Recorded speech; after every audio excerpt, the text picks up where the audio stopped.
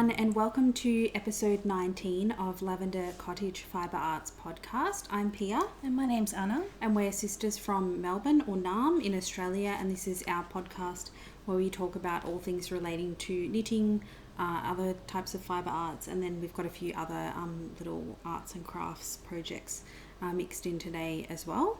So before we get into the podcast, we'd just like to acknowledge that we're recording this podcast on the lands of the Wurundjeri people of the Kulin Nation, and we pay our respects to their elders past, present and emerging, as well as extending that respect to any Aboriginal or Torres Strait Islander people who are watching this video. So our podcast, we generally follow the standard format of like a fibre arts podcast, with FOs, whips, and then future plans. So I think we will jump right into our first section, which is our finished objects.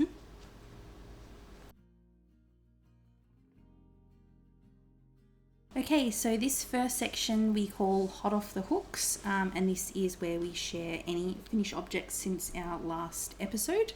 I will start actually with what I'm wearing. So this is my mini mock neck tank that I finished just before the end of the year, I think. And I think I'm pretty sure I had it as a whip in our last episode. So this pattern is by Jessie Maed Designs. And I kind of knit it along with a few other people. So Kath from the Mindful Melbourne Maker and Sian from the Obsessive Maker were running a knit along for this top, and they've actually extended it into the end of January. They've decided to keep it going for one more month. So I used some yarn from Rainbows and Sprinkles. It's their Neon Neps 4-ply yarn, just in the colourway Hot Pink.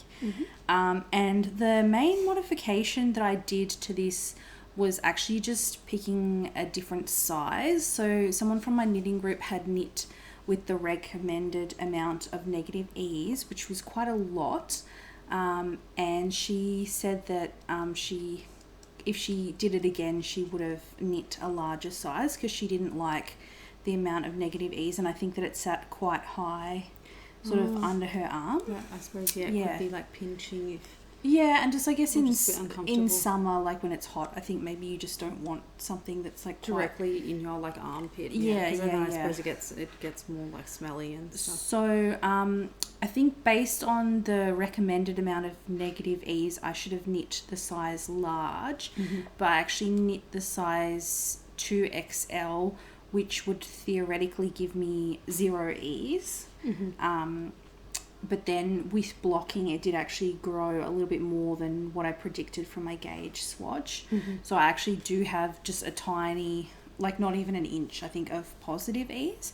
I'm pretty happy with the fit. I think it looks like it fits you well. So yeah, I think that going for less ease for my personal preferences has worked out pretty well. So yeah, I didn't really modify the pattern. I just modified which size I would choose to knit. And then so the next FO I have is another top, and this one I did not have this in progress at our last episode, but I was knitting it in our knit and chat. And so this is my Tip Top tank, which is a free pattern from the Maker store. So it's designed by Emily Bolduan, who's the owner of Maker.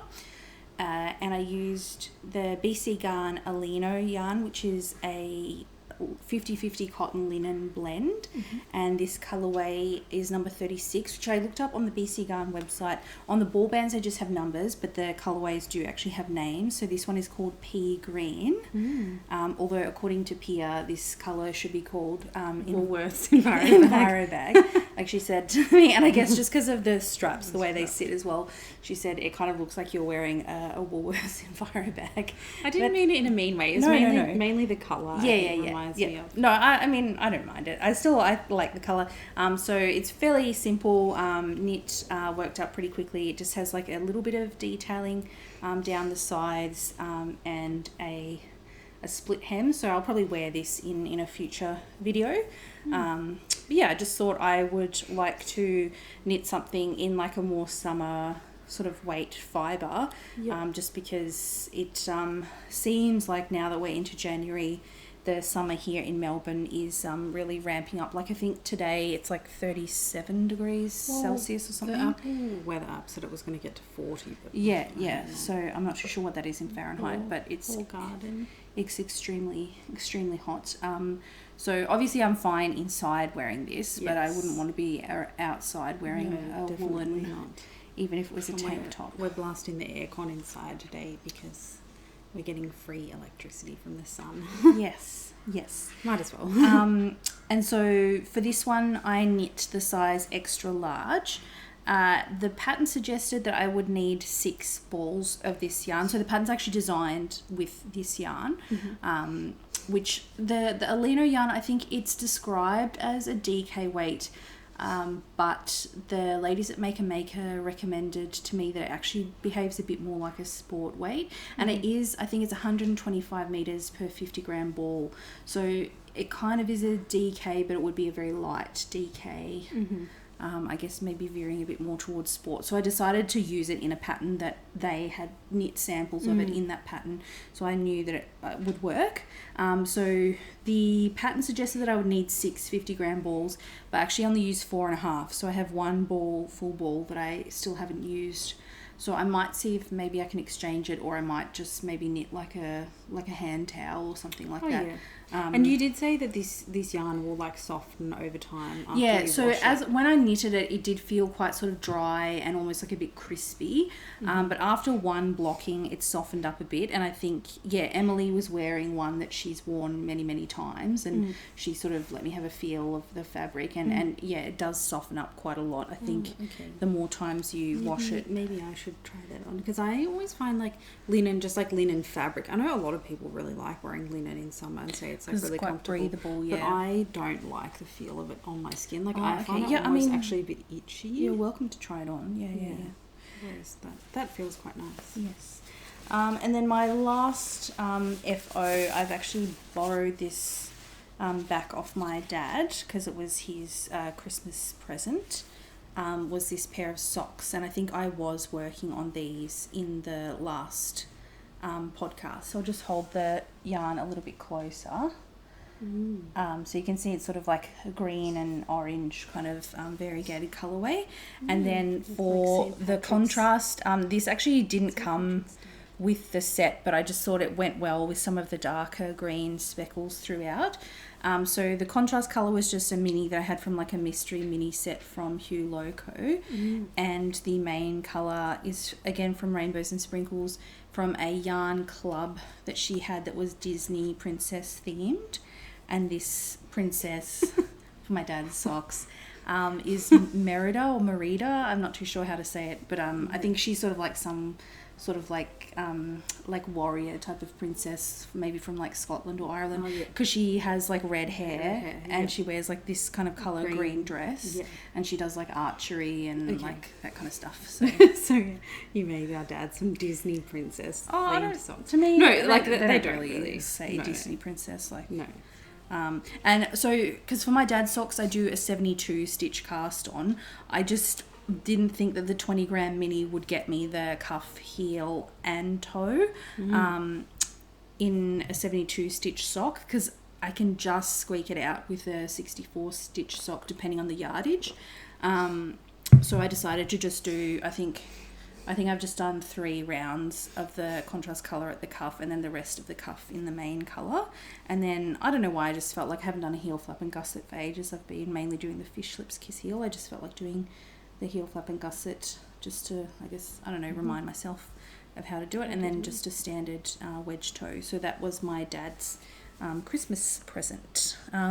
So that is all of my knitting FOs.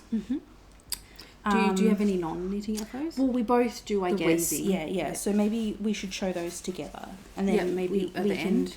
Oh, I was going to say then we can transition into. Oh, okay. I just need to do a bit of rearranging something, so maybe we'll just quickly pause the recording because my weaving is underneath some stuff. Okay. Yeah. We'll just pause for 2 seconds. Hold, please. Yep. All right, so we're back in business. So we both, as you probably have seen in our last knit and chat, we went to a sari weaving workshop with Heather. So I did show my weaving, but I'll just quickly, show it again. I can kind of see through the weaving a little bit. Oh, okay. So that's what I did. And then, but Pea didn't show her weaving. Oh yeah, you can see it. Like in frame.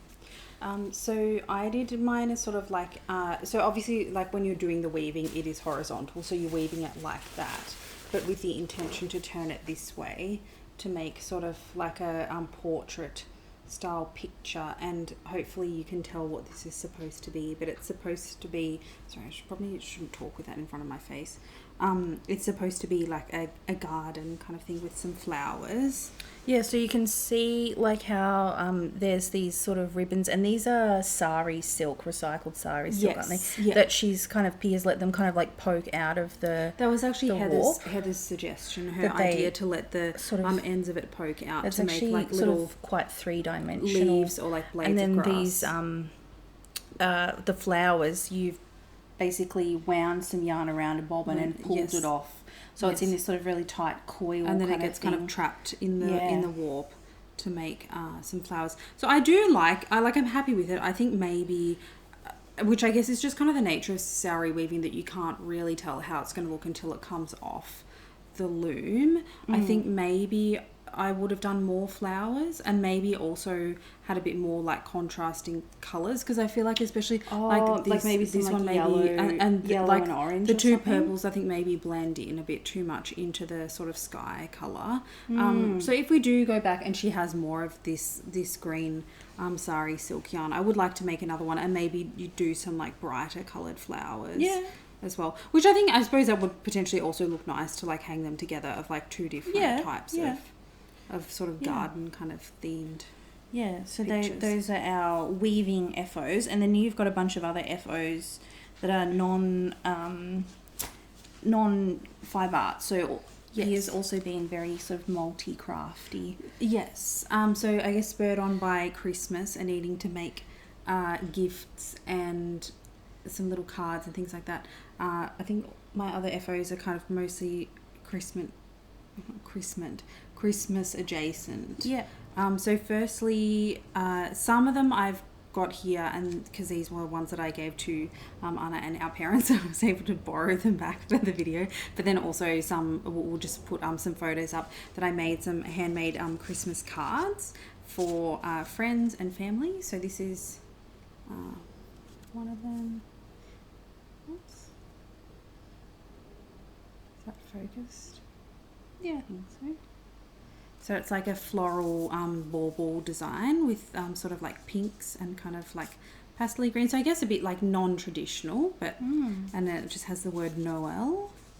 And then this is a more like vintagey kind of looking with some vintage looking baubles. And then the background is just stamped with some sort of pine branches. And then it's got the sentiment peace, love and joy. So yeah, they were some cards that I made, and then we'll put a couple more with some pictures, and I also did a baby card as well for some friends that have had a baby recently. So we'll put some pictures up of those. So yeah, and so the techniques for these is like a combination of different ones, using stamps, stencils, and then also die cutting, and that's how you get like the sort of very precise shapes of things, like the bow, and like like you could cut it out with a pair of scissors if you wanted, but it would be very fiddly. So having it's like a little metal plate, I guess you would call it, and you kind of place it over the image that you've stamped or stenciled, and then run it through a press, basically. Yeah, it's like a machine that has like a roller thing that you roll it through. The one I've got is called a Spellbinder Platinum, I think. I think it's similar to like a Sizzix. Yeah. I think that's another brand. I bought mine sort of secondhand on Facebook Marketplace. But yeah, so I was just having some fun doing those, and I think like I did buy quite a lot of card making supplies. Some secondhand off Facebook Marketplace, and then I had some that I've bought as well. So I guess it's just a nice thing to make for making a gift for like family or friends a bit more sort of special with with a handmade card. So you can have this back now. Thank you. Oh, and I honestly think in this day and age, like that, you know, people are so pressed for time, and like you very rarely, like most people, the only like physical letters they ever get is bills. Yes. But like to receive a handmade card in the mail with like a handwritten letter, is actually something is really nice. Quite rare these days. I think so. I think, and I think to buy like greeting cards at the shops, like, I mean, I don't know about where, it depends on where you live, I guess. And I guess if you're buying those like big packs of them, that's a bit cheaper. But if you're just buying like a one-off card for like a wedding or housewarming or something like that, then you're not going to buy a pack of wedding cards. I suppose Christmas is maybe the main thing where people are sending like lots of the same type of card at once, where you'd buy like a big pack of them. But I remember like when we went to Emma and Pa's wedding, I made a card for their wedding as well, but I don't think I took a photo of it, unfortunately. But when I went to the shops to look to see if I could buy a card, and they were like $8, and they weren't even that nice. Yeah, I think it's nice to make your own. And then my other finished object, again, I've got some examples here, but then we'll put up some photos as well. I started making these ages ago, these ceramic bells, and I have finally attached them with their beads and sort of strung them up to hang outside in the garden. So this one is like a daisy. I don't know if that's going to focus. There it goes, like a daisy kind of theme with the painting. And then for the beads, I've got some daisy beads to kind of match, and I made the beads as well as the bells. Do you want me to hold that one? Yeah, maybe. Show the next one. Yep. And then the other example one I've got to show here is a sunflower themed. So this one is actually two bells, and then I've got the sunflower in between. You can see because I did it on like 2 strings just for like extra strength, but the holes in the beads weren't big enough to put 2 strings through, so I had to kind of go around. Oh, I think though when it's in the garden and it's I think when spinning it's around up, in the breeze, no one's going to notice. I'm still happy with it. Honestly, no one's going to notice that. Yeah. And so I ended up, I think I talked about this in a previous video, how to like seal these beads. I ended up getting like this like outdoor ornament like sealant spray that I just used to seal the beads to make them a bit more weatherproof. And then the string that I used is a nylon cord that I think is meant for macrame. Oh, okay. So it's like, it's pretty strong, like it's holding this weight. And I think this, like this one, for example, probably weighs like maybe like 200 or 300 grams all up. And it's, because it's nylon that you can like melt the end to make sure that it doesn't fray. And because it's a synthetic material that if, like where I have them hanging up outside, they are undercover, but like they would get exposed to some like moisture, that it won't rot if it gets wet. And then I think just for, I guess, longevity of the bells, I did make them without, like I didn't put a clapper in them, like the little ding-a-ling thing. I didn't put a dinging thing in there. If it's extremely windy, that could be something that could break, I suppose. Yeah. So they're not like wind chimes or anything. They're kind of just decoration. Yeah. Nice. So I think that is all of our finished objects. Yeah, and we'll just put the photos up of the rest of the bells, because I've got a couple more in my garden, and then I also gave a couple to to the Eltham people for Christmas gifts. Cool. All right. So I think we will move in now to chatting about our whips. All right. So now it's time for Whip It Good. Whip being work in progress. So this is where we talk about any projects that we currently have on the go. So I've just got 2 things to show. Firstly, this is the Heart on Fire, which is a sort of summery tank top free pattern from Drops Studio. And so I think I've done the ribbing for the waistband, and I think I've done 3 rows of the pattern. So like you can't really see. Started the lace. Yeah. Cool. But like, because there's a few rows, you can't really see. Before you can actually see. But yeah, so I'm knitting this in, this is Fiddlesticks Cedar yarn, which is a cotton bamboo blend. And so, I mean, I don't really have much to say about this because I've barely even started it. So yeah, but hopefully, this is the one that I originally started doing in a fingering weight yarn, but then I decided to frog it and do it in a sport weight because that's what the pattern was for. So How are you finding knitting with the are these bamboo or wood? Yes, bamboo needles. Yeah, they're fine. They kind of feel a bit like toothpicks, so like I just... Yeah. I'm just but the yarn like moves it along. Okay. I just feel like I would just like snap them within a day, kind of thing. But I mean, I'm like holding them. Yeah. I guess you just have to be careful and like make sure like you don't sit on them or anything like that. Yeah. Cool. Yeah. So that's that. And then my other whip is another pottery ceramics project. So I found I had some more bells that I'd made ages ago that I hadn't painted yet. So I've just started painting some of these. So one of these, Anna requested a daisy bell for Eltham. So this will probably turn out fairly similar to the one that I showed before. I think the pattern with the leaves is slightly different, but fairly similar to the one that I showed before. And I do have another one of those daisy beads that I made to add to the little hanging accoutrements or whatever it's called. And then the other, there's one that I haven't got here to show, but I'll show it when it's an FO. You also requested one with ladybirds on it. Oh, yeah. And then the other sort of design... I'm requesting all these, like... The other design that I decided to do... This is very cute. Because this is very kind of in keeping with my sort of like garden, like cottagecore kind of theme, is like some strawberries. So these, like the colours look very sort of dusty and muted, but they will come up like the ones that brighter, I showed, the finished ones that will come up a lot brighter when it's been fired. This reminds me of, is there some famous like painting or tapestry or something like that called The Strawberry Thief? Oh. It kind of reminds me of that. I didn't steal these strawberries. No, but just like them. The strawberries with like a vine and stuff. I think it's a very famous, Yeah, well, that was kind of the look I was going for, was just sort of like a curly vine with the leaves and then like the little white flowers that look like the flowers from the strawberry plant itself. Yeah, it's nice. I'll see if I can find that tapestry and I'll show you. Yeah. So yeah, that's my main whips at the moment. Cool.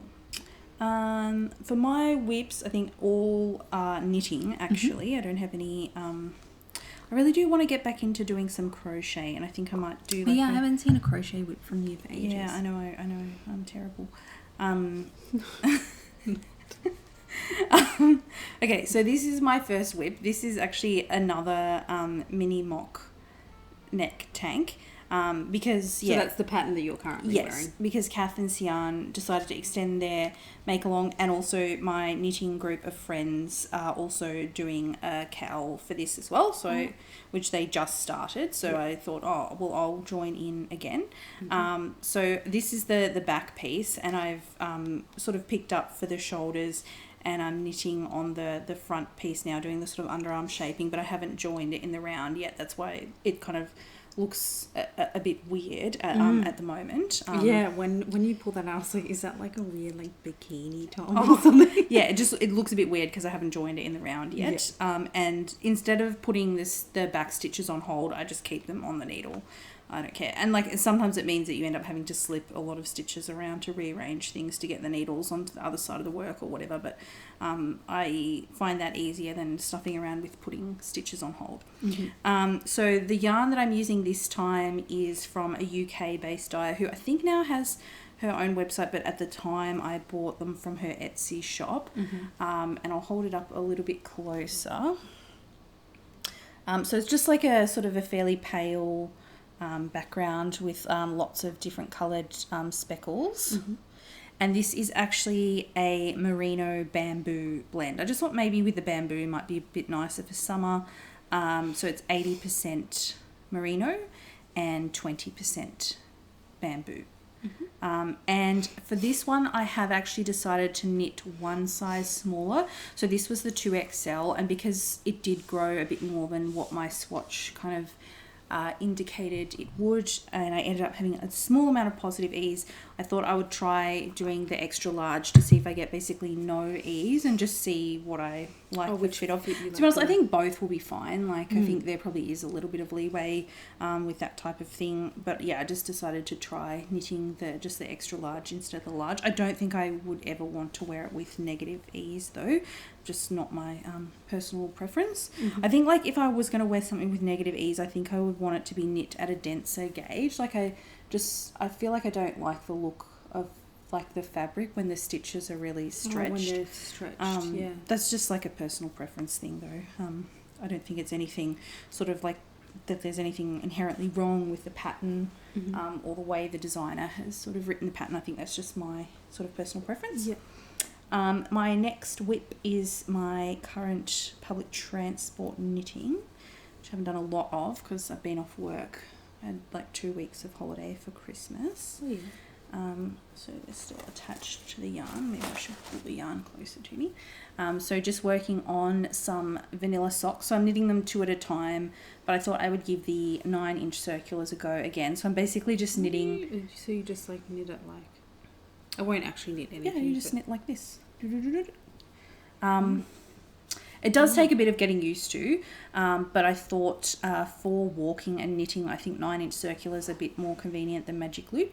I just find like the weight of the cord, especially if you're doing 2 at a time socks, the weight of the sock that you're not knitting on like pulls down on the cord, and it's not very easy to knit whilst walking, whereas the 9-inch circular, because you just have one sock, it's much easier. But because I do sometimes have issues with like my gauge changing a bit, that's why I like to knit socks 2 at a time, so any of those gauge changes kind of get washed out between, or averaged out between both socks. So I just knit like maybe 10 to 15, like I'm not being super precise about it, but knit about 10 to 15 rows on one and then do 10 to 15 rows on the other, for example.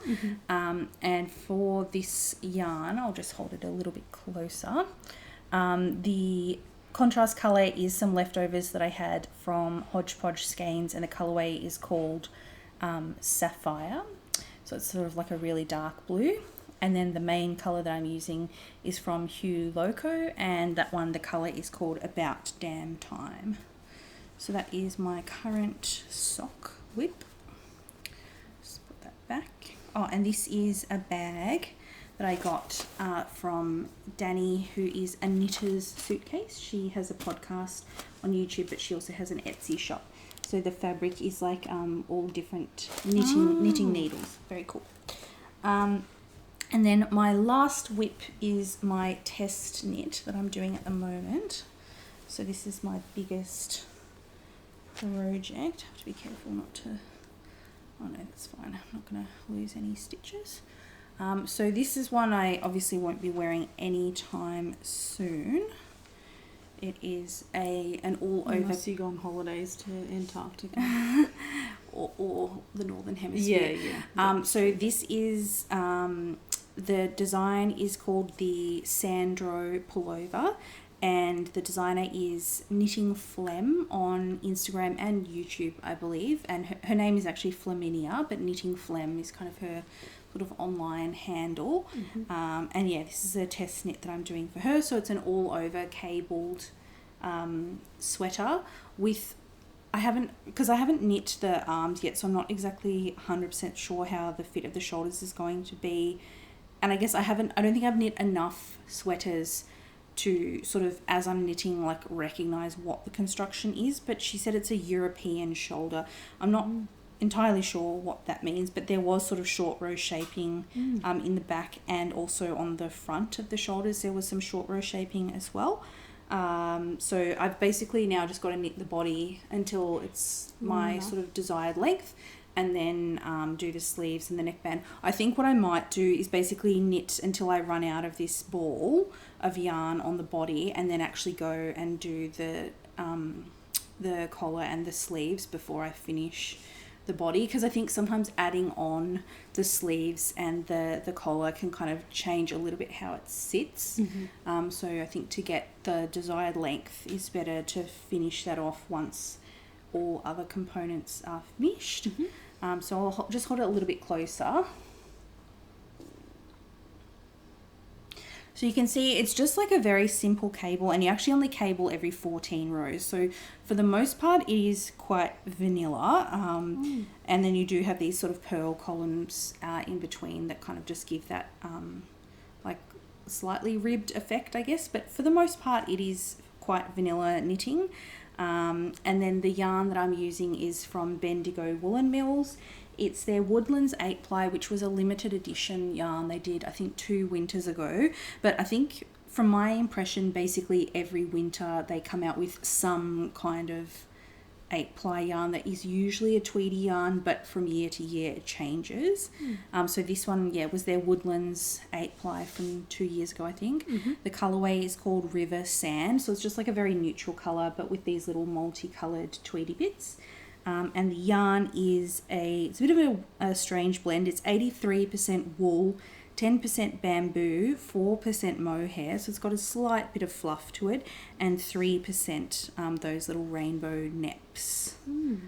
So this one, it's going well, and I think the test is running until the 7th or the 11th of February. I can't quite remember. So I've got about a month to finish it, but I probably do need to crack on with the body and then get the arms and the collar done to finish by the deadline. But happy with how it's going. But I will definitely won't be wearing this anytime soon. So I think those were all of my whips, just knitting whips. Yep. So I guess we're ready for on to our last section. Yep. Okay, so it's time for our final segment of the podcast, which we call Dream Weaving, and that is where we talk about our dreams or plans for future projects. And also sometimes we share things, acquisitions or purchases. So do you want to go first, or do you want me to go first? Yeah, I can go. I don't really have any purchases, I don't think. Oh, that's good. No. So I guess my dream weaving current sort of plans, I've been saying for the last couple of episodes that I want to cast on something for our friend's baby, who's actually been born now. And is 1 month old. Is today the 6th? No, tomorrow. It will be 1 month old tomorrow. So better crack on with that. Then I was thinking to do, I guess that I've been like a bit re-inspired to do a bit more pottery, to maybe make some more tiles, like the flower ones that I think I've shown on here before. So I would like to make a daffodil one.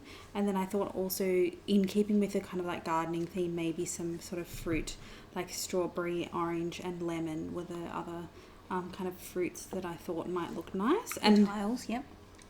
And I guess like it has to be something that is like somewhat easy to depict. Like I guess the flowers that I've done, like the depiction of the flower is sort of a bit cartoony kind of thing, like that. Because you make this sort of like raised shape, don't you? Yeah. So I think something like a strawberry will be fairly easy to... maybe I'll put some photos on of ones that you've done in the past, just so people can refresh their memory of what it is. We're talking about. Yeah. And then in terms of other dream weaving, I'll make a few more cards. We've got some family birthdays coming up, so I have some more cards to make. I think I should probably just, like, now that I have all that card making stuff, make use of it. Anytime I have to give someone a card rather than buying one, just make one. Of course. Just make one. And then for other paper crafts, we did for our New Year's Eve party. We just went to like a friend's house. And she was like, oh, does anyone have any like colouring in books or like any like craft activities to do? And I remembered I have some watercolour paints and some paper. So I was like, oh, we can just like do like a homemade version of one of those like paint and sip classes, like where you go to somewhere and they teach you how to do a painting. We can just do that ourselves with like YouTube videos. So we did, these are very sort of like amateur, and like the paper that we're using is just sort of like from a kind of discount like dollar store type of thing. So these are my watercolor paintings from New Year's Eve. But then when I was like cleaning up my bookshelf the other day, I actually found this book that I think I've had for ages. And it does have like kind of step-by-step instructions for like different, like, you know, how to paint a tulip, or like I think they have, you know, like the different components. And like what type of like brush strokes and stuff to make some different flowers. So I thought that would be just sort of like a fun activity to maybe try and do a bit more of this. Not necessarily to make something worthy of being framed, but I guess just to keep kind of practicing the techniques. And yeah, I guess this is like a nice activity to do, you know, on a really hot day like today where you can't really be out in the garden. And I suppose with watercolour, does it kind of matter sometimes the order that you layer like different colours in and stuff? Like, and does this kind of help you with that, or like? Yes, I think so. So with watercolor, I think it's the opposite of oil painting. So oil painting, like your final stroke would be like the white highlights, whereas with watercolor, it's the opposite, that you start with light and then work your way through to dark. Okay. Because I guess like once you've put dark sort of color on the page, it's hard to pull it back off. Okay. Yeah. And I like, because I did a couple of years ago, I went to just like a weekend kind of workshop for watercolor painting, and they said like some people will use white paint, but it's mainly to like mix in with other things to make lighter colors, but generally your like white on the page will be the paper. Okay. So yeah, you start with light and then add in dark.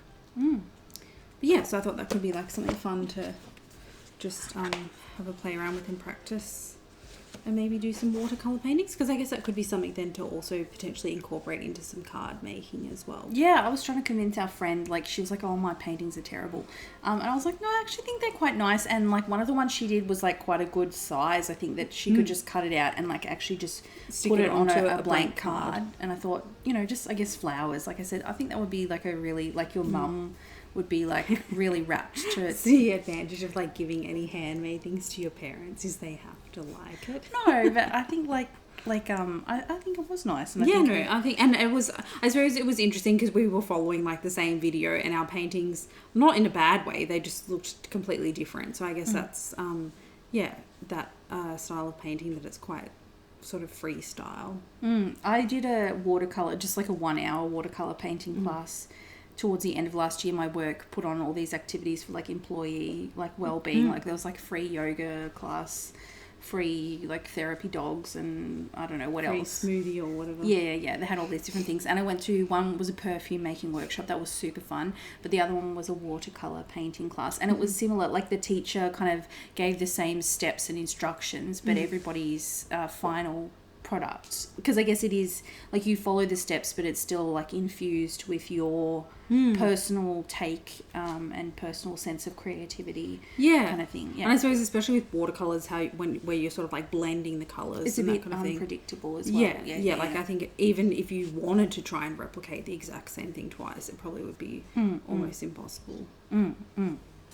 Cool. All right. Well, for my dream weaving, I have an acquisition, but this was actually a birthday gift. So I've already shared this on my Instagram, but my very lovely friend Louise, who has I think she's only been spinning for less than a year, but honestly, I mean, look at this. I mean, when I saw that yarn like just sitting on your desk, I assumed that you had bought it. Yeah. So this is what she gifted to me for my birthday. So yes, I'm very, very lucky. So it's 100% merino, and I think she said it's about a sport weight. So there is 100 grams and it's about 260 meters. So I actually think, and because you can see, I think she's done what is called, I'm not super familiar with like spinning sort of terminology, but I think it's called a fractal spin, where like you split the braid of fiber and then you kind of spin it end to end, but then you ply it like in a different, like you switch the direction of the colours as you ply it, so that you do get some sections where the two plies are the same colour, but then you get other sections where it has this sort of like what they call barber poling, or it kind of almost looks like a candy cane, that the two colours are quite different. So it will produce this sort of gradual colour change as you knit throughout the yarn. And I think it's actually, I think a lot of people say that this type of yarn, it doesn't really sort of shine if you use it in just like a plain stockinette project. It's much better off to be used as the contrast colour for a colour work project. Okay. So I actually think that I want to make the Pressed Flowers shawl by Amy Christophers, and then use this as the Pressed Flowers. Yeah, as the contrast colour, the colour changing yarn. So yes, I'm very lucky to receive such a beautiful gift. Yeah, it's a really nice gift. And yeah, Louise is just so talented with her spinning. If you would like to give her a handmade thank you card, let me know. Oh, yeah. Yeah. I can make a thank you card. Why not? Why not? I think I do have some sort of like thank you themed stamps. Speaking of spinning, she's kind of, I guess, convinced me to give spinning a try for myself. So I bought a, I think I showed in our knit and chat the recap of the Yarra Valley, what was it called? No, not Yarra Valley, All About Fibre and Yarn Festival, that I bought some fibre. So I actually bought a little Turkish drop spindle just from Cat and Sparrow. So this is the 3D printed Turkish drop spindle. How does it work? So the yarn, I probably don't have enough fibre on here. It's called a half hitch. Oops, if I can do it. I think that's how it works. Yep. So it sort of hitches around there, and then as you draft the fibre and then sort of spin the spindle and I'm very novice, obviously. Yeah. So I've just really started spinning for like 5 minutes kind of thing, and you can see that my yarn is very sort of thick and thin. Yeah, you can wind it off if you want. Like there's some bits that I think I've definitely overspun, and some bits. Yeah, like this is like really thin. What's going on there? Sorry. No, I mean, Like I'll you can see that it's very but I guess like this is, you know, this is how you just learn. have to practice and get like the muscle memory of how to do it. Yeah, and I think it does really feel like you have to sort of pay attention to like a million things at once. Like you have to be making sure that your spindle is still spinning and doesn't start, like if it loses momentum and then it actually starts spinning in the opposite direction, it's then obviously taking the twist out of the yarn. You have to make sure that the fibre that you're drafting doesn't get sort of like sucked into the spin, because like you have this sort of big sort of I don't know, like poof of fibre that you're drafting from, but if you're not paying attention, if it sort of flops down and then gets caught, it can get sort of like dragged into the yarn. I mean, it is reversible, but like it's just a bit annoying. Yeah. So I just feel like, there's lots, it kind of feels like you're paying attention to like a lot of different things at once. So Louise was giving me a few tips, but she's also given me some suggestions of a bunch of like YouTube channels that she found were very useful. And I think what she recommended that I try and do at the beginning is a technique that's called park and draft. So that's where you kind of like hold the spindle like between your legs, you draft out some fibre, and then you spin and let the twist go up into the yarn instead of drafting and spinning at the same time. They call it, park and draft. So the other thing acquisition I have to show is that she's just given me a whole bunch of fibre. I won't like pull all of it out of the bag. That just to practice on. That were just, I think these ones are a bit more rustic and have a longer staple length, so the length of the individual fibres is longer, so it makes it easier to spin, because I guess it grips on itself a bit more easily, but it is a more rustic. So I think she said she found that she couldn't wear this, like yarn made from this fibre, she couldn't wear it. That's why she's just kind of gifted it to me to practice on. But then she also did gift me, because we had a little like Christmas gift exchange. She gifted me a little braid of fibre that's from Handmade by Catkin, and the colourway is called Possum Magic. Oh, I love that book. Yes, me too. And this is 100% Australian merino. So, yes, very lucky to have... it's not possum yarn. No. Very lucky to have such nice people through... lots of like nice friends. Yeah, through my knitting group. I still haven't finished my end of the Christmas exchange. I'm going to make... the people in my little knitting Christmas gift exchange, I'm making some project bags, but I ran out of bias binding, so actually after we've finished recording this, I need to go to Spotlight and grab some bias binding to make the bags. So I think that is all of my dream weaving So finishing your project bags and doing some and spinning, learning how to spin, and I guess using this hand spun yarn for something, and making a baby gift. Yes. Oh my gosh. Yeah, I feel like I should just like go and do that right now because like I keep saying. Well, and I suppose the project that I had in mind, I think was using that chunky monkey yarn. That like I think I just need to get just over the. On, I need to like overcome the inertia of like and just pick a project and cast it on because like once I do start working on it, it will probably be working. And then I find like something like that, if it is working up quite quickly, I guess it's like a bit addictive. Like but you're like, and especially because you're going to do like sort of different coloured stripes. So you're like, one more stripe kind of thing. I think I am planning to make, but I just need to pick a pattern kind of thing. Kim, the baby's mum, asked if I could make some toys that they could hang from a mobile. So I think I might just look for some amigurumi patterns of like some nice birds or something. Yeah, birds, because I guess like birds like normally fly, so it would make sense for them to be hanging. Yeah, I think so. Or you could do maybe like a little monkey. Yeah, something like that. So I just need to pick a few amigurumi that I think look nice together, like maybe from the same designers, so they have kind of like the same cohesive kind of style. Because I've got loads if you did like a tropical bird and a monkey, it could be like a jungle thing. Because I've got loads of like mercerized cotton to use for crochet, so I don't need to get any yarn supplies. So I've got all the stuff. I just need to choose a pattern and make something. So hopefully maybe we should commit to, by the next video, we will at least have a whip. At least each of us have a baby whip. Move it out of the dream weaving section and into the whip section. Yeah, hopefully. We promise.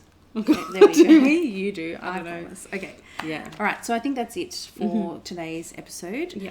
Thank you for watching, and Happy New Year to everyone as well. This is our first. I suppose our other episode will probably go up in the new year, even though we were recording in December.